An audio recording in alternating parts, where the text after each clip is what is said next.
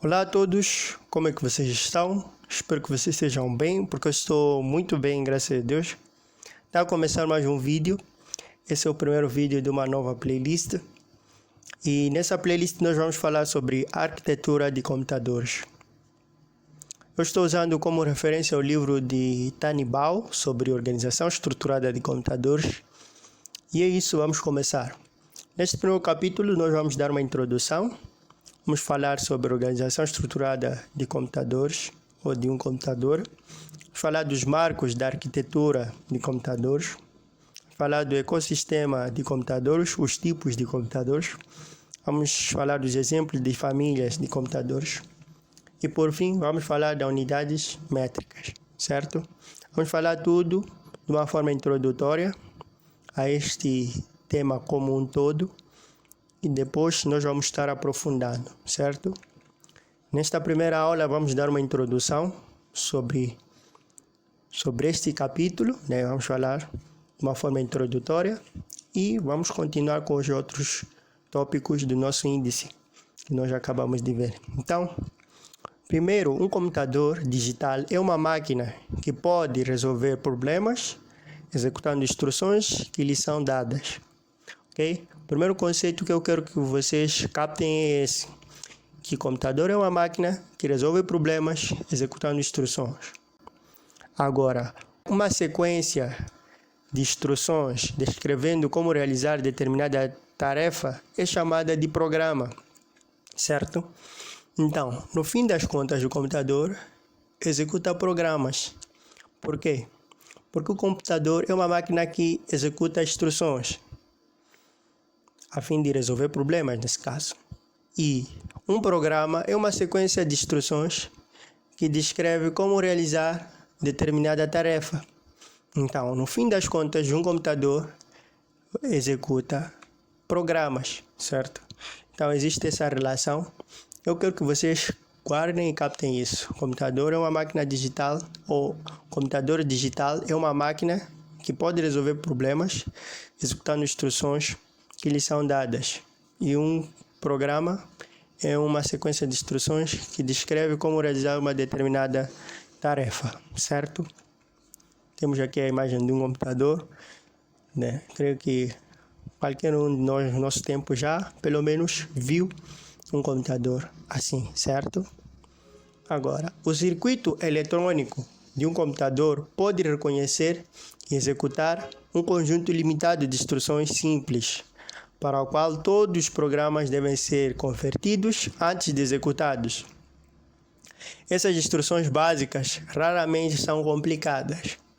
Então, basicamente, dentro do nosso computador nós vamos ter um circuito. Esse circuito reconhece e executa um conjunto de instruções simples, para o qual todos os programas são convertidos, certo? Sabemos que o computador executa instruções. Então, o circuito eletrônico dentro do nosso computador, ele reconhece e executa um conjunto limitado de instruções simples. Então, todos os programas devem ser convertidos antes de executados, okay? Para esse conjunto de instruções simples. Aí, o computador executa, certo? Então, essas instruções raramente são complexas, são bem simples, certo? As instruções primitivas de um computador formam uma linguagem com a qual podemos comunicar-nos com ele. Essa linguagem é denominada linguagem de máquina. Quem projeta um novo computador deve decidir quais instruções incluir em sua linguagem de máquina, certo? Então, nós sabemos que o computador é uma máquina que executa instruções.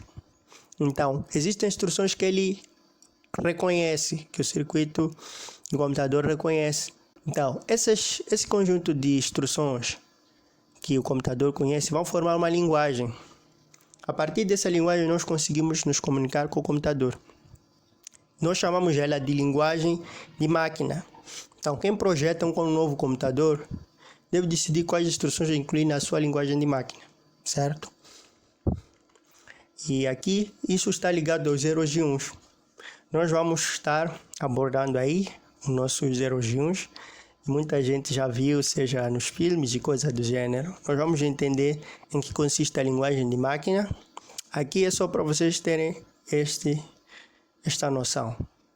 Normalmente, os projetistas tentam tornar as instruções primitivas simples, coerentes e com bom desempenho para o computador, a fim de reduzir a complexidade e os custos de desenvolvimento.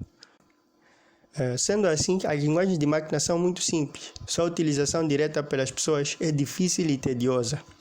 Mais tarde, observando isso, passou-se a estruturar os computadores como uma sequência de abstrações, cada uma baseada na inferior. Desse modo, a complexidade pode ser denominada, os sistemas de computação podem ser projetados de forma sistemática e organizada.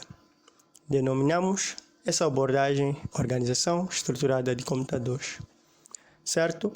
Então, nós vemos que o computador só consegue executar instruções simples. Essas instruções formam uma linguagem de máquina.